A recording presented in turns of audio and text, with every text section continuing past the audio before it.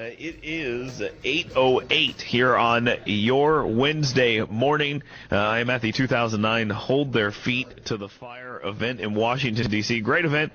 We've got lots of people that have just come on. Jeff Sessions, Senator Sessions, was just on with us. And now another member of the Alabama congressional delegation, Congressman Robert Aderholt, is with us. Thank you very much for joining us. Well, Dale, it's good to be with you here. We've talked many times on the phone, but good to be here face-to-face. Well, I tell you, I appreciate yesterday your office and you yourself gave me a pretty good tour of the Capitol, and I was telling people, I said, I got to sit in the chamber for like 15 minutes with a congressman, and he sat there and told me about the history of the chamber and all sorts of things going. I thought that was very cool. That was the highlight of the trip. Well, it was good to have you up here, and you know, it's as we talked about being in the chamber yesterday. The chamber looks a lot smaller when you're actually there as when you sit on TV. But so to actually be in there and know that so much of the history of this country is taking place on the floor of that chamber is really an inspiring place to be. So I'm glad you could come up and we could give the tour, and I could join you for a few minutes in the gallery. Well, it was a blast. Now, something happened in that chamber yesterday, I guess, which was a response to something that happened in that chamber last week. And it was interesting. I was asking you, where was Joe Wilson when he yelled out, "You lied," and you pointed it out, and my fiance had a comment. She said, "Wow, that makes it even worse. He was so close. Yeah. It was like President Obama really could reach out and whack him on the nose or something." Right. But that all happened, and then they go to censure him. And yesterday they come out and they say, "Yes, we are going to censure him." It passes. I believe there were 7 Republicans that went along with it. 12 Democrats dissented. What was that debate like? And what do you think of that debate? Well, you know, I can't help but believe that a lot of it stemmed from South Carolina politics. Of course, the majority whip in the United States House of Representatives is a South Carolinian, Congressman Clyburn, and so to me it was very awkward in having the whip for the United States House of Representatives being the one that was really going after one of his colleagues in the South Carolina delegation. So I'm just wondering also that there was some kind of politics that were involved in that in some way. You know, Joe Wilson is a fine man. I've had a chance to work with Joe on several issues, several occasions. I have met his wife on several occasions, Roxanne.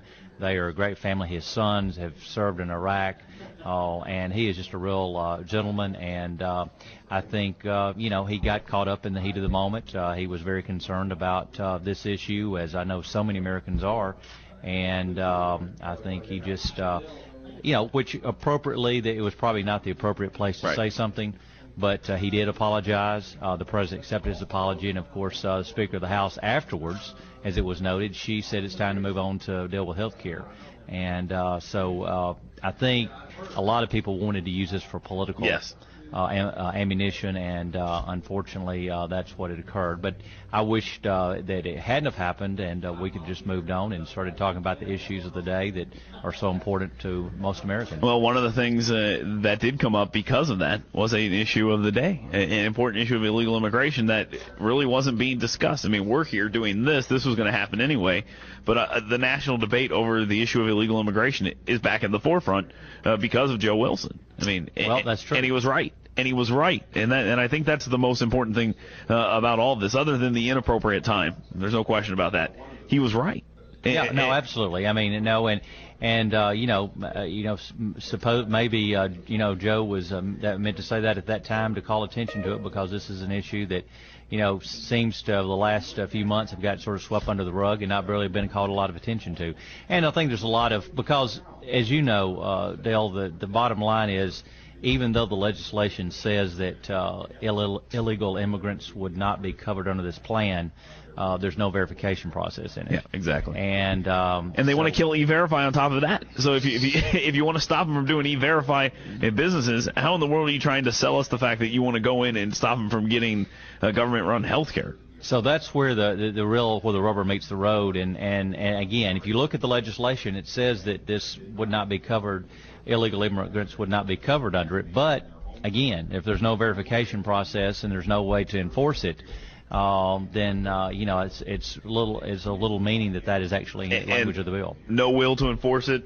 No desire to enforce it, and they have absolutely no plan to enforce it, and that's really what this is all. Well, I'm a supporter of the E-Verify. I think it's a good program. A lot of employers you have to depend on it, or would like to depend on it, so that they could make sure that when someone comes to be hired at their place of employment, they can go on and check it, and because a lot of times they see these documents, they don't know if they're original documents, they don't know if they're forged documents, whatever the case may be, and so it's a good program, and I think it's the only way that we can protect employers so that they can know who they're hiring, and if they hire somebody that gets the green light through that, then certainly they shouldn't be held responsible. Yeah, I think that it absolves them if they go to the government and say, here's who I want to hire, and the government says green light. I think that absolves them. Absolutely. Let's talk about the immigration debate, though, outside of the health care bill here for a second. We talk about this. We're here. The last time they talked about comprehensive immigration reform, we were talking about amnesty. Now they're talking about comprehensive immigration reform again. Are we talking about amnesty again? Well, if certainly the comment comes up, and I can't believe that some of the ones that supported amnesty last time, of course, would still be in support of amnesty. I think it's a bad precedent to set. I've long been an advocate of for several years now that we need to do some overhaul of the immigration system in this country. We need to change the way that we currently have our system. But to include amnesty in it, to me, would be a very big mistake for this country. I'm a firm believer that people who want to come to the United States of America, who want to come and embrace our culture and our way of life, because they believe that the United States of America is the greatest country in the world and there's so much opportunity here, which there is, then we want to help those people get there and to get here. But for those that come here that want to bring another culture here and really don't have any intentions of embracing our lifestyle and the way Americans live, and I think I just can't see it. Is there going to be a push to actually stop illegal immigration? I mean, well, I know we're talking about amnesty and it possibly being in whatever form that they try to actually do this bill. Is there any real, I try to call it real immigration reform, is there anything real that has any chance of actually happening? Well, right now, of course, as you know, the Democrats are in control of the House of Representatives and the Senate, and right now I say there's very little chance that there'll be any real reform that would actually get through right now, just because of the makeup of the Democrats. And to be fair, there's some Democrats that would see it from the same perspective as a lot of Republicans would, and there's a handful of Republicans that probably are wrong on the issue as well. But by and large, the Republicans would like to see some kind of legislation. By and large, that's where the groups would come from, or where the members of this coalition would come from. And you've got a few conservative Democrats that would be on board as well. But right now, I just see the leadership in the House of Representatives and in the Senate that real reform would probably not be on their agenda, and their membership would not let it go through. The Immigration Reform Caucus yesterday put out a letter about health care and basically calling out the Speaker of the House and basically anyone else who's writing these health care bills to include illegal immigration. What's your goal here? Well, I think it's important that members of Congress go on record. The letter that you're referring to was from the Immigration Reform Caucus. It was sent to the Speaker of the House, Nancy Pelosi, and also to John Boehner, of course, who is the Republican leader. And basically the gist of the letter was that as we continue this health care debate, that the caucus asked that the measures be included to prevent illegal immigrants from receiving taxpayer-funded benefits, any health care reform benefit. And again, while I mentioned earlier, while the White House, while the bill that is supported by the White House mentions that illegal immigrants cannot get benefits, this letter referred to the fact that, again, it's meaningless because the bill continues no verification mechanism to ensure that illegal immigrants will not receive benefits. So that's what really this is to call attention to. Again, as you mentioned, this is an issue that's just been called up by really sort of got under more of the microscope because of Joe Wilson. But at the same time, this is an issue that's been going on for quite some time. Well, there you go. And any response yet? No response that I've heard of it. The letter was just sent, but hopefully, I'm sure I know where Leader Boehner is on this. I know he is very supportive of this, but also the copy was sent to the House Ways and Means Committee Chairman and Ranking Member, as well as the Energy and Commerce and Health, Education, and Labor. Those are the three committees that passed the legislation out of committee that deals with health care and that deals with health care in some form or fashion. So what you're looking for is a mechanism to actually check their status. Exactly. And the fact that you have to ask them to include that and you have to point out that it's not in there, it just seems mind-boggling. Well, again, it just goes to the point that it just is meaningless if you have it in there and there's no way to enforce it. So and certainly, there will be a lot of people that would try to skirt the system and try, even though they would say it's in there and it says that illegals are not supposed to receive it, they would not see that as any kind of mandate or any kind that would be enforceable. You guys are definitely on the right side of this, trying to get them to do the right thing, and we'll continue to follow that. Congressman Aderholt is here with us. He's going to stay with us for a few more minutes. When we come back, we're going to discuss health care. We're going to talk some health care with him. Even though we're at an immigration reform rally, we're going to discuss a little health care when we come back. Congressman Robert Aderholt here with us. Stay tuned. It's live, it's local, it's News Talk, 770 AM, 92.5 FM, WVNN. Depend on it. Back, News Talk, 770 AM, 92.5 FM, WVNN News Time. It is... Wow, we went way late in that last segment. It's 8:26, so we only got a few more minutes with you, Congressman Aderholt. Thank you very much for taking the time to talk to us. Thanks, John. Let's talk about health care here for just a quick second. I asked Senator Sessions this as well, and he thought it was a good question, so I'll just roll with it since he liked it, so maybe you will. What do you want to see in the health care bill? Not what you don't want to see. What do you want to see? What we want to see is we want to target the people who have problems with getting health care insurance in this country. And one of the things that one, portability is something that I think is certainly important.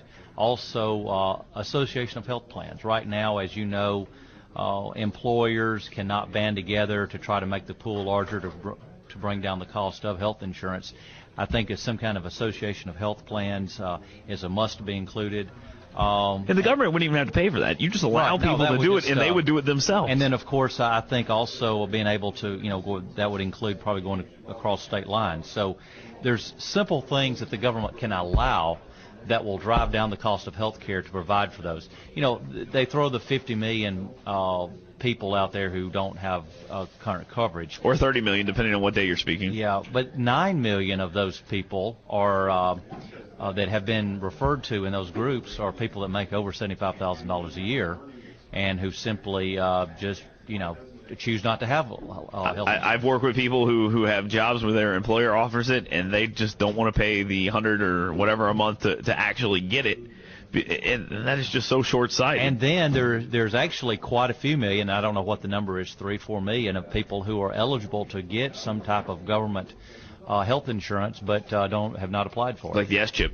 Lots of kids out there that aren't on it, and you could be. So when you really get down to those numbers, the bottom line is when you weed through all of this, there's a group out there that we need to try to help to make. And what we need to do is we need to do everything we can from the federal government side to make it available to people. But, of course, providing it for all Americans is, to me, not the role of what the federal government should be doing. Are you in favor of mandatory coverage, meaning you have to purchase a plan or you'll have a fine? No, absolutely. I think it has to, that is a personal choice. It's it's a personal responsibility to have health insurance, and it's again, it's going to this mindset that the government is taking care of everybody, and I'm just not, I don't think the Founding Fathers saw that as the role of the we want the government to help and to aid in any way it can, but as far as providing for everybody from cradle to grave is, I don't think is anywhere in the way that the Founding Fathers vision what this country was about. We're running out of time here, Congressman. What path do you see this health care debate taking over the next? You guys are back in session. You guys are working. What path do you see it taking? Well, I cannot see right now the legislation that is before the House of Representatives, 3200, that is talked about quite a bit. I don't see that they really have the votes to get that through the House of Representatives. Right now, the Democrats are divided among themselves. We're hearing reports that the Senate is having problems getting a bill out of there. So I'd be very surprised if they're able to get a piece of legislation. They may be able to get a condensed version, so the president will be able to save face, but I don't think it'll do anything like they've been anticipating or what the president would really like to see. There you go, Congressman Robert Aderholt joining us here at the 2009 Hold Their Feet to the Fire rally. I appreciate you coming here. Thank you for squeezing us in today, and I appreciate the treatment we got yesterday as well. Thank you. Dale, it's always good to have you, and thanks for having me on. All right, well, don't be too nice. I may come back. Okay. So there you go, Congressman Aderholt. Thanks for joining us. It's the Dale Jackson Show, live and local, News Talk, 770 AM, 92.5 FM, WVNN.